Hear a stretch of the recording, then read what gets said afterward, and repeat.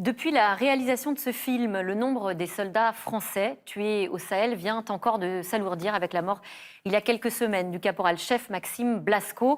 C'est le 52e soldat qui perd la vie au Mali. Après 8 ans de lutte contre les djihadistes au Sahel, la France annonce le retrait partiel de ses troupes. Alors, quel bilan peut-on tirer de ces 8 années de guerre? Quelle est la stratégie politique de ces opérations militaires françaises menées à l'étranger? On en parle ce soir avec mes invités. Bonsoir à tous les quatre. Ousmane Ndiaye, bonsoir, vous êtes rédacteur en chef Afrique de TV5 Monde. Vous connaissez très bien le Mali puisque vous y avez vécu comme correspondant pour le journal Le Monde, notamment. Bénédicte Chéron, bonsoir. Vous êtes historienne, spécialiste des questions de défense, maître de conférences à l'Institut catholique de Paris. Vous êtes également l'autrice de ce livre, Soldats méconnus, les Français et leurs armées. État des lieux, c'est chez Armand Collin. Avec nous également Niagalé Bagayoko. Bonsoir Niagalé. Vous êtes docteur en sciences politiques, spécialiste des questions de sécurité en Afrique et vous êtes président de l'African Security Sector Network. Et enfin, colonel Michel Goya. Bienvenue à vous, colonel, ancien colonel de l'armée de terre, enseignant, essayiste, spécialisé dans l'histoire militaire et l'analyse des conflits. Colonel, vous avez passé du temps, vous, sur le terrain, participé à de nombreux conflits armés. Qu'est-ce que vous avez ressenti en voyant ces images, ce documentaire? D'abord, une profonde empathie pour mes camarades. Et ensuite, ce qui est frappant, c'est que voilà, il faut bien comprendre ce qu'est devenu un soldat français moderne. Un soldat français moderne, c'est une petite part de la nation qui a le monopole de l'emploi de la force, qui part pour prendre des risques et tuer des gens, éventuellement, des choses pas naturelles, et qui fait ça un peu partout dans le monde. C'est-à-dire que on est devenus des nomades. Cela, vous avez cité le caporal-chef Maxime Blasco. Voilà, tous les ans, il partait 4 mois quelque part. Alors lui, c'était plutôt centré sur le Mali, mais il était parti en Centrafrique auparavant, etc., etc. Et on change en permanence. Donc on est des soldats français, sont les plus sollicités au monde. Il faut bien le comprendre. Hein, peut-être, on en parlera parce que c'est facile de les engager, il suffit que le président de la République le décide. Et donc il y a peut-être tendance à en abuser. Mais voilà, donc les soldats français sont des soldats professionnels, des grands voyageurs et qui n'arrêtent pas de combattre pour la France. Et vous m'avez confié d'ailleurs qu'en voyant ce documentaire, ça vous manquait, que vous disiez qu'est-ce que je fais là? Je devrais être sur le terrain moi aussi. Mais bien sûr, c'est-à-dire que ce sont des volontaires, tous. On a une armée de volontaires à venir, volontaires à rester, et on s'engage, notamment on s'engage dans un régiment de combat pour connaître ça en réalité, pour partir en opération. C'est notre but. C'est votre but, c'est votre rôle. Et en même temps, on sent ce sentiment très fort d'impuissance des soldats en mission. On le voit très bien dans le documentaire. Je pense notamment à cet ancien militaire qui a ces mots très durs. Il n'y a pas de vision. J'ai l'impression qu'il n'y a pas de stratégie. On ne sait même pas quand est-ce qu'on gagne. Ils sont partis pour combattre le terrorisme. Et aujourd'hui, certains ne comprennent même pas le sens de cette guerre. Bon, alors, les militaires sont des gens simples qui aiment bien avoir des objectifs clairs ou qui croient qu'on atteindra plus facilement des objectifs s'ils sont définis. Maintenant, d'abord, c'est un peu une constante, savoir... Oui, même vous disiez à l'époque que ce n'était pas du tout clair non plus quand j'étais sur le terrain. Je pense que les choses sont infiniment plus claires maintenant. Ah, ça a beaucoup évolué? Oui, bien sûr. Qu'à une certaine époque. Moi, j'étais engagé à Sarajevo en 1993, pendant le siège. On était arrivé sur place, on a déjà perdu un soldat, et puis on était parti en quelques jours. Et on nous demande, quelle est notre mission? En fait, il n'y a pas de mission. Vous êtes un geste diplomatique. C'est-à-dire qu'il faut bien comprendre que un engagement militaire français, ça se joue souvent dès l'enfance. Et l'enfance, c'est la tête du président de la République. C'est le cerveau du président de la République qui ne pense pas forcément uniquement à donner un objectif clair à des militaires face à un ennemi qui peut penser à toute autre chose, à d'autres publics qui sont visés par l'action. Ça peut être l'opinion publique, l'opération Sentinelle que l'on connaît, les soldats dans les rues de France. Voilà, le public visé, c'est l'opinion publique. Dans le reportage, on voit bien dès qu'il est question de l'Afghanistan, il n'est jamais question d'Afghans. dans les décisions qui sont prises. Il est question de montrer sa solidarité avec les Américains, de prendre plus de place dans l'Alliance. Donc là, le public visé, c'est les pays étrangers. Et voilà, donc c'est un mélange de tout cela, avec parfois des contradictions. C'est-à-dire que si des soldats tombent pour réussir la mission, souvent, il faut prendre des risques. Prendre des risques, ça signifie accepter des pertes. Et accepter des pertes, c'est peut-être pas forcément compatible avec un agenda politique intérieur, parce qu'on sait que ça ne va pas plaire à l'opinion publique, on va dire, des choses comme cela. Justement, donc ces choses sont complexes. L'opinion publique en France, Niagali Bagayoko, elle a aussi un peu de mal, en effet, à comprendre le sens de ces interventions. Ce sont des conflits armés qui sont, pour beaucoup, très loin, finalement, de nous. La difficulté, c'est que, en réalité, il y a beaucoup d'acteurs qui ont du mal à comprendre le sens de ces interventions, et c'est ce qui fait leur faiblesse en réalité. Parce que on le voit très bien dans le film, il y a une des personnes interviewées qui indique qu'en réalité, l'engagement se fait autour de la notion de protection, et que quand on se situe uniquement dans cette logique-là, ça signifie qu'on ne maîtrise pas l'environnement sur le terrain. Et moi, c'est ça qui me frappe en réalité. Et ça complète ce que vient de dire Michel Goya. C'est-à-dire qu'effectivement, les acteurs du conflit local dans lequel on intervient apparaissent comme étant totalement secondaire dans la façon dont les décisions sont prises.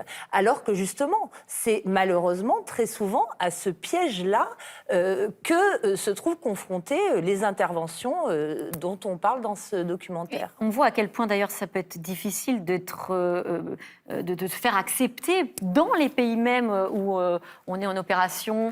Je pense à cette séquence extrêmement tendue dans le doc. On est à Gao et on voit les militaires français patrouiller sur le qui-vive, en mettant en joue parfois des habitants lambda.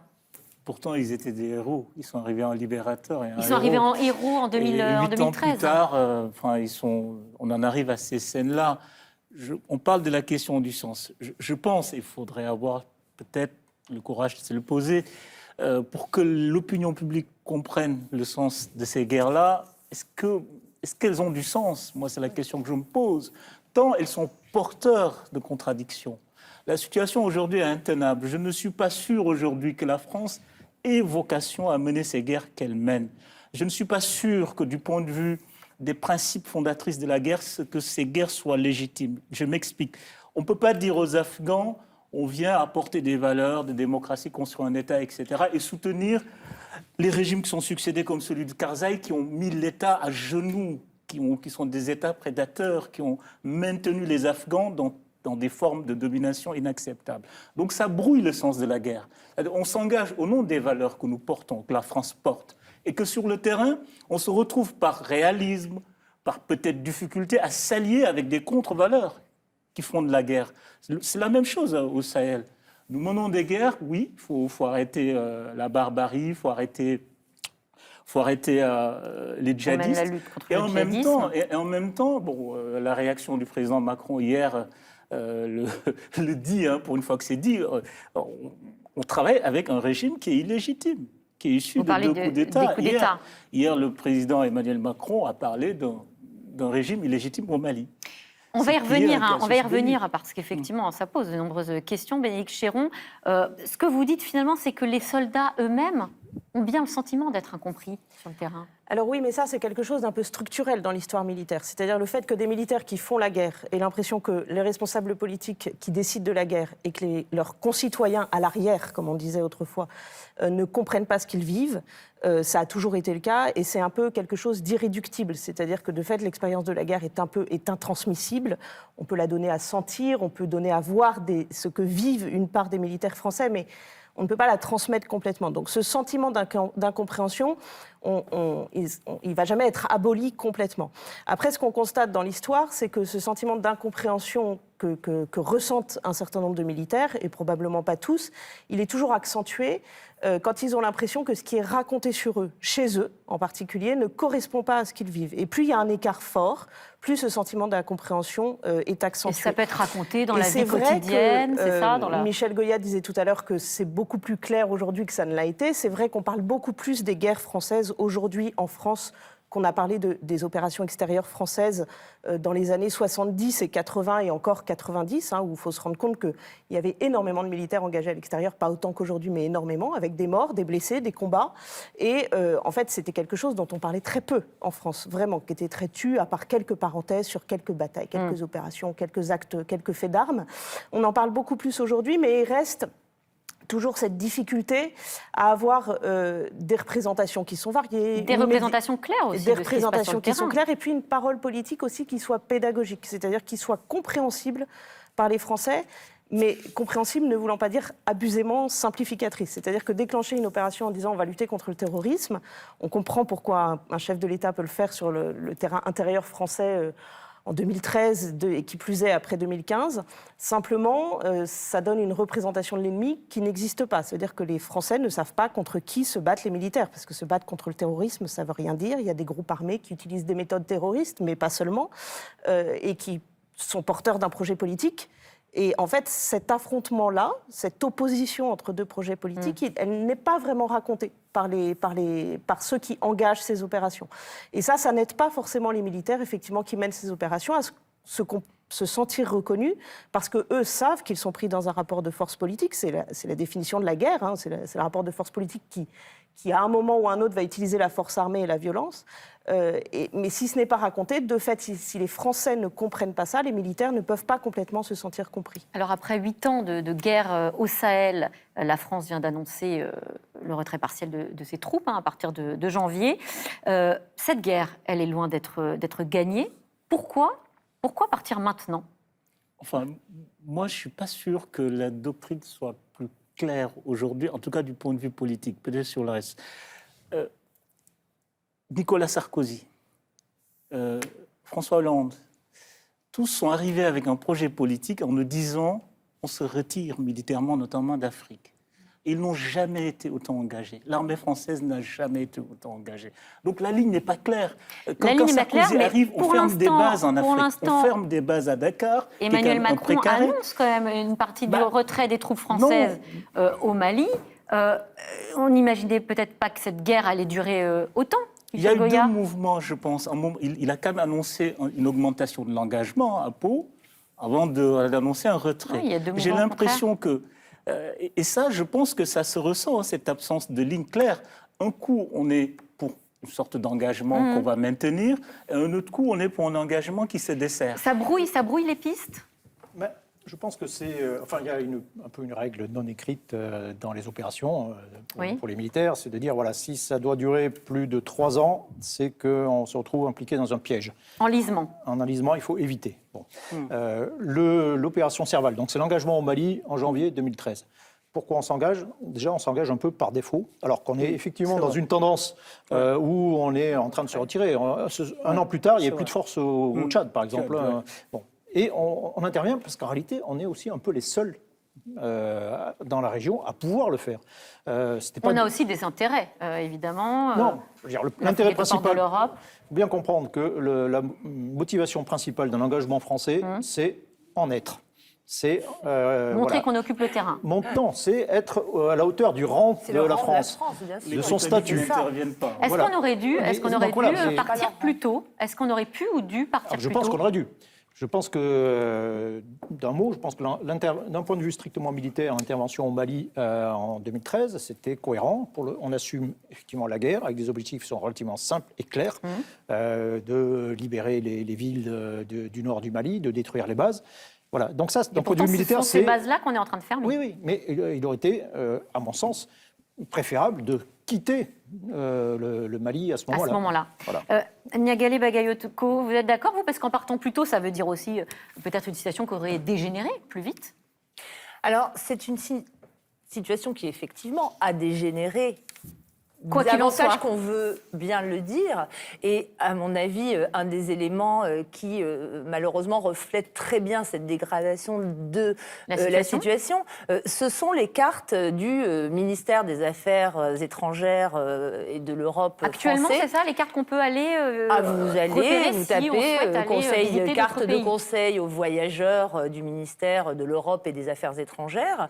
Qu'est-ce qu'elles disent, ces cartes ? Vous verrez au cours des 8 dernières années, les zones colorées en rouge se sont Élargie. répandues de manière maintenant écrasante. Alors justement, C'est-à-dire peut-être, je me permets de vous couper, puisque vous pourrez justement commenter ces cartes qu'on vous propose pour bien se rendre compte de la situation dans la région et qui, à peu de choses près, rejoignent ce que vous êtes en train de dire. On va bien voir que cette région, évidemment, concerne différentes frontières et différents États africains. Peut-être c'est l'occasion de les commenter et voir si les djihadistes ou pas ont été contenus. Ce que vous êtes en train de nous dire, c'est que la réponse est non. La réponse est non. Et non seulement ils n'ont pas été contenus au Mali, mais ils se sont également étendus.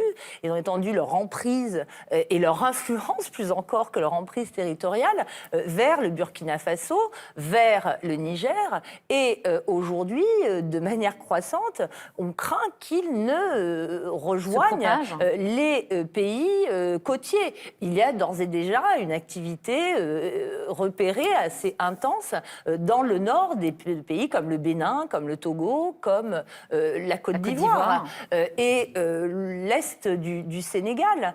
Donc, en effet, on voit bien que la menace n'a pas été contenue. Si je peux simplement rebondir sur certains des éléments qui ont été avancés, je pense que la difficulté aujourd'hui, en réalité, tient à l'absence d'équilibre entre une approche de type réel politique et une approche fondée sur les valeurs. Parce qu'effectivement, quand le président Macron rappelle hier sa colère et la façon dont, pour lui, il est devenu quasiment impossible de collaborer avec les autorités maliennes parce qu'elles sont issues d'un coup d'État. La difficulté est qu'au Tchad s'est produit aussi un coup d'État constitutionnel et qu'il y a eu une validation immédiate. Il y a eu, c'est plus qu'on discute, c'est on valide et on soutient. Donc aujourd'hui, en termes de valeurs, alors on nous répondra, je vois Michel qui réagit, que la stabilité du Tchad est absolument essentielle. Je veux bien l'entendre, mais à ce moment-là, on ne peut pas se positionner sur des valeurs dans un cas et pas dans l'autre. Et c'est là que, à mon avis, le discours diplomatique est extrêmement affaibli. Mais alors, qu'est-ce qu'on fait ? Il aurait mieux fallu ne pas y aller du tout.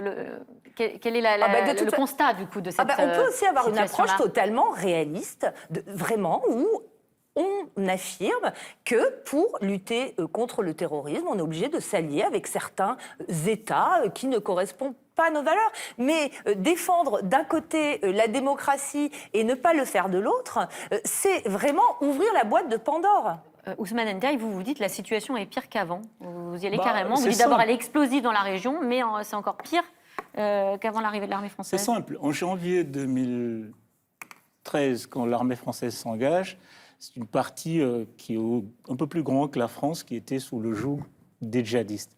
Aujourd'hui, comme disait Niagalé, il y a une extension du domaine du djihad au Burkina, où quand même un tiers du territoire est sous le contrôle des djihadistes, pas d'école, pas d'État. Extension en Côte d'Ivoire, extension à l'ouest du Mali, extension dans le nord-est du Bénin. Et puis, il y a un autre front qui s'est ouvert, même si c'est un peu plus loin, mais qui concerne la France, c'est le Mozambique, le nord du Mozambique, où Total est en difficulté parce qu'il y a la plus grande industrie gazière de Total qui est dans cette zone. Et paradoxalement, groupe français, et paradoxalement, pour répondre à la question « aurait-il fallu intervenir ou pas ?», je constate, et c'est un élément de comparaison important, la France n'a jamais envisagé d'intervenir pour libérer ou participer à la libération du Nord Mozambique, malgré les gros intérêts financiers de Total. N'empêche, c'est une réponse africaine qui a libéré la zone et qui a libéré l'emprise de Total. C'est les troupes rwandaises qui sont en train de libérer le travail qu'ont fait les Français en janvier 2013. Les Rwandais sont en train de faire le même travail. Donc, la France a une réflexion sur la formation de l'armée malienne. Je pense que la question du prestige même si ça prend du temps. C'est-à-dire, il y a une question qui se pose. La Grande-Bretagne n'intervient pas dans les ex-colonies. Les pays portugais non plus. Pourquoi la France doit avoir cette doctrine de vouloir coûte que coûte intervenir militairement et directement ? Je pense que c'est une vraie question qu'il va falloir à un moment donné trancher. On voit dans le doc des djihadistes surentraînés, proches d'une organisation d'armée régulière. En tout cas, ce n'est pas moi qui le dis, c'est un des militaires sur place. Est-ce qu'on les a sous-estimés, Michel Goya ? Non, je ne crois pas qu'on les ait vraiment sous-estimés. Ce sont des gens qui sont des organisations qui sont armées, qui sont fortes. Et c'est bien là le problème. D'ailleurs, si on intervient par principe, c'est qu'on est appelé à l'aide par des États qui sont trop faibles pour faire face à leurs adversaires. Sinon, ils résoudraient le problème eux-mêmes. Et la grande difficulté, c'est que cette faiblesse, elle est quand même très largement structurelle. Donc, on vient au secours d'États qui sont faibles, qui sont corrompus.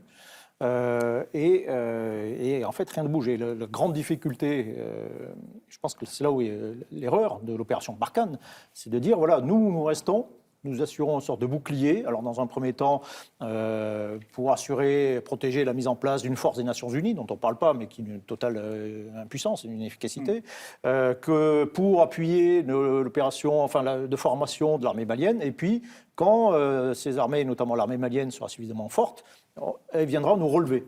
En fait, c'est une illusion complète. L'armée malienne ne sera jamais suffisamment forte. Elle le sera lorsque l'État sera lui-même plus fort. Plus fort, et sera un État digne de ce nom, je veux dire. Oui, alors je rejoins Michel de ce point de vue-là, mais quand même, quand on dit il faut du temps pour former ces armées, moi je pense qu'on est dans l'illusion de ce que peut apporter la formation. Parce qu'une question qu'on ne pose jamais, c'est celle de l'État des armées sahéliennes, non pas aujourd'hui, mais en 2012.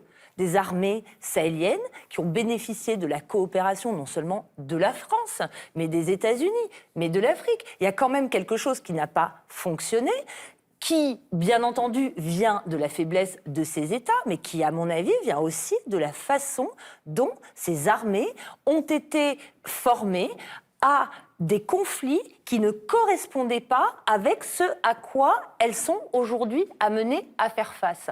Et je pense qu'aujourd'hui, il y a une vraie réflexion à mener sur les doctrines militaires qui guident justement ces formations, cette coopération, cet équipement également, parce que ce que je dis de la formation est valable de l'équipement aussi.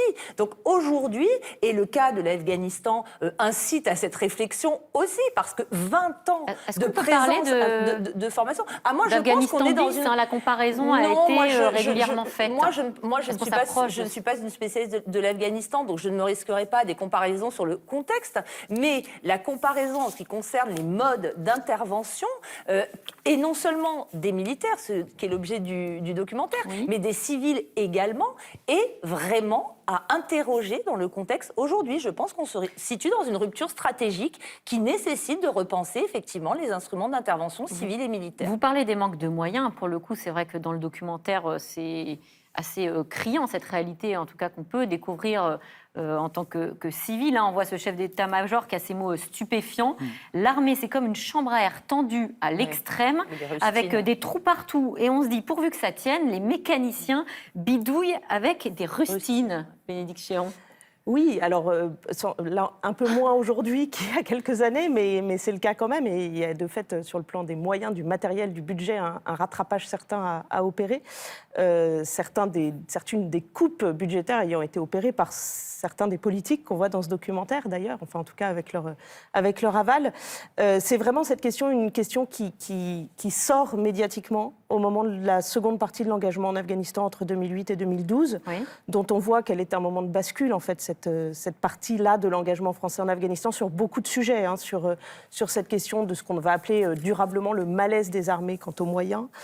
Ça sort en fait après l'embuscade d'Uzbin, parce qu'il y a 10 morts dans cette embuscade en août 2008. On est en Afghanistan. Voilà, et qu'en fait, pour tout un tas de raisons qui tiennent à l'histoire française, au rapport des Français avec les guerres, de fait, il y a eu une longue période de 50 ans d'effacement du fait combattant dans la manière dont on parlait des armées. C'est-à-dire qu'on a très peu raconté le fait que les militaires faisaient la guerre.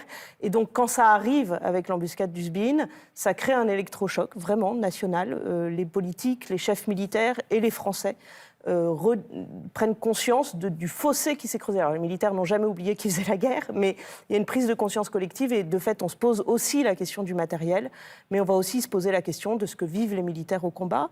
Les journalistes aussi vont se poser la question de l'absence de récits sur ces réalités militaires, les milieux de la culture, c'est là aussi qu'on a des films qui commencent à être faits, des films de fiction. Donc il y a cette redécouverte. Mais c'est vrai que cette question des moyens, elle a longtemps pesé. Elle pèse encore au moment de l'opération Serval. Et c'est vrai qu'au moment de l'opération Serval, c'est quelque chose qui n'est pas dit parce qu'on est dans un récit très épique, très, très victorieux.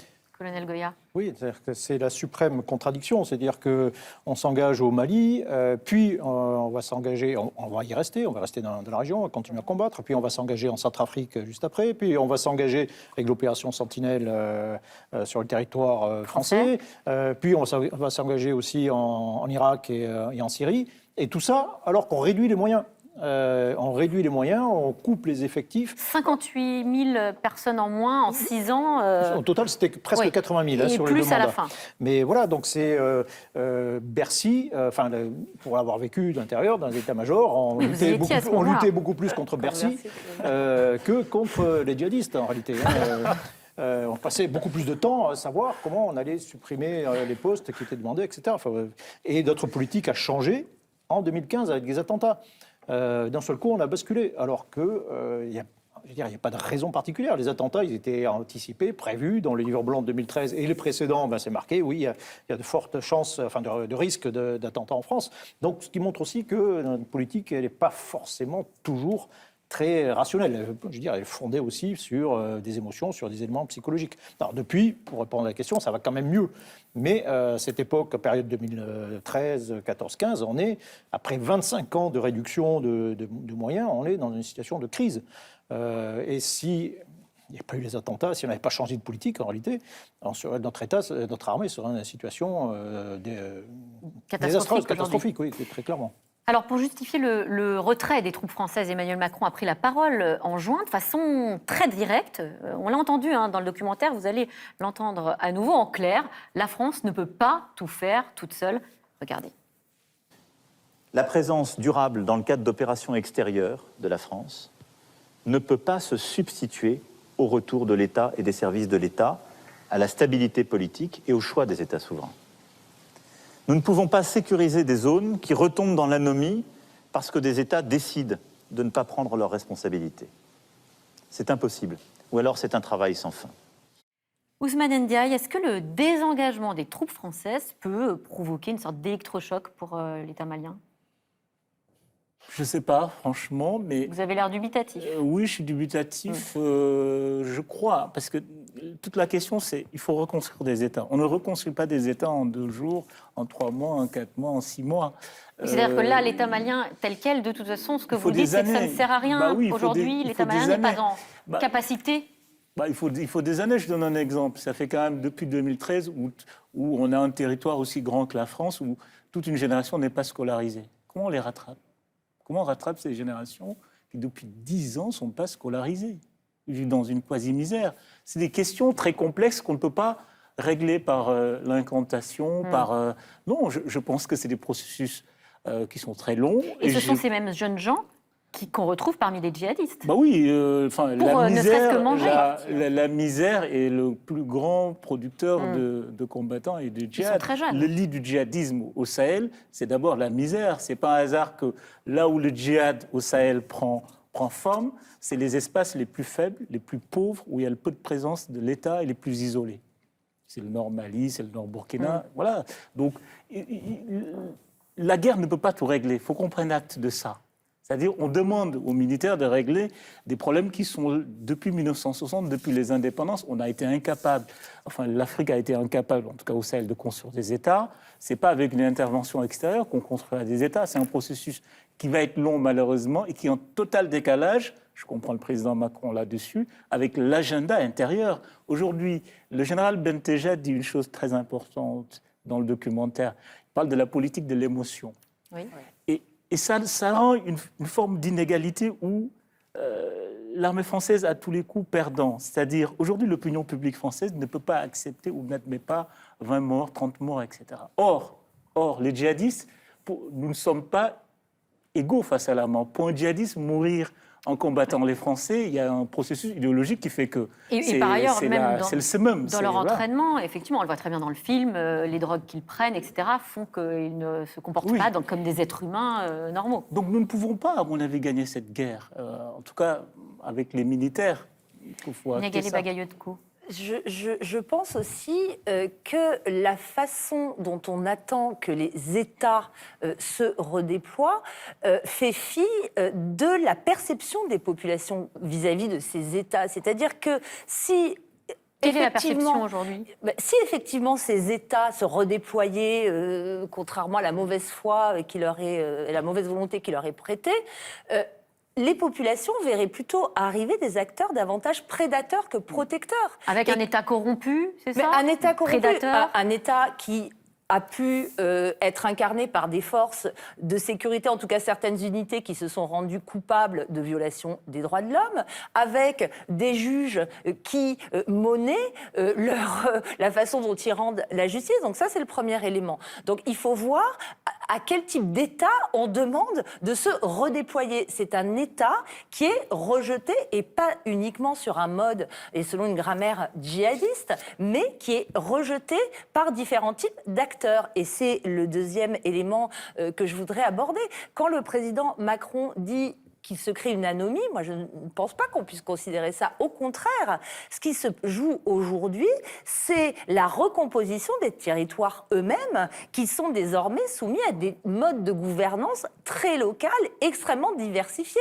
La façon dont les acteurs signataires, les groupes signataires de l'accord de paix pour la paix et la réconciliation de 2015, donc qui ne sont pas des groupes djihadistes, c'est très important de le mentionner, sont désormais aujourd'hui l'incarnation des autorités pour gérer le pays, sans possibilité pour le gouvernement et l'armée de venir s'immiscer dans la gouvernance qu'ils ont mise en place, n'ont rien à voir avec la gouvernance effectivement de type djihadiste mise en place dans le centre du Mali par certains groupes affiliés notamment à Al-Qaïda. Donc il faut se rendre compte aussi de ce phénomène de décomposition, et je pense qu'il y a de véritables recompositions qui sont à l'œuvre, et continuer à penser les relations internationales uniquement d'un point de vue interétatique ne permettra pas de répondre à l'ensemble des problématiques. Alors, pendant que la France organise son retrait, on entend de plus en plus parler de mercenaires russes. Un mot, le mot Wagner, qui revient de plus en plus souvent. Le Premier ministre malien envisage de faire appel à leur service. Il a justifié cette décision devant l'ONU il y a quelques semaines en accusant la France d'abandonner le Mali en plein vol. Voilà, ce sont ces mots. C'est un camouflet pour la France, colonel Gouria? D'une certaine façon, oui. De voir appeler les mercenaires une entreprise privée russe pour défendre les Maliens? Voilà, c'est très clairement le gouvernement au pouvoir à Bamako qui joue une carte politique intérieure essentiellement. Et quand je dis politique intérieure, c'est Bamako et la zone qui contrôle à peu près, où il joue la carte de souveraineté. Faire appel aux Russes, c'est une manière de dire, voilà, on fait ce qu'on veut, en gros. C'est un signal envoyé à la France? Oui, à la France, à l'Union européenne, aux pays voisins aussi. La communauté économique régionale qui a imposé un certain nombre de restrictions au Mali. Ça, c'est une manière de dire, voilà, nous sommes indépendants, nous faisons appel à qui nous voulons. Accessoirement, il y a quand même une relation avec Mali, avec la Russie qui est ancienne. Qui date de l'indépendance. Qui date de l'indépendance, oui. Des années 60. Le Mali ne faisait pas partie, j'allais dire, de la zone d'influence française. On était présent au Tchad, mais pas au Mali. Mais un lien beaucoup plus ténu avec les Russes. Oui, il y a un lien avec l'Union soviétique d'abord, avec la Russie. L'équipement, une grande partie de l'équipement de l'armée malienne, il est russe, enfin ex-soviétique, il est russe. Il y a des officiers qui sont formés en Russie. Donc il y a un lien. Et ce qui est vraiment nouveau, en réalité, c'est l'idée de faire appel à des mercenaires. Alors justement, qui est cette entreprise de mercenaires russes, Wagner? On l'a surnommée l'armée secrète de Poutine, c'est vrai? Qui veut répondre? Officiellement, quand on a posé la question au Premier ministre malien, il ne connaît pas Wagner, il a répondu.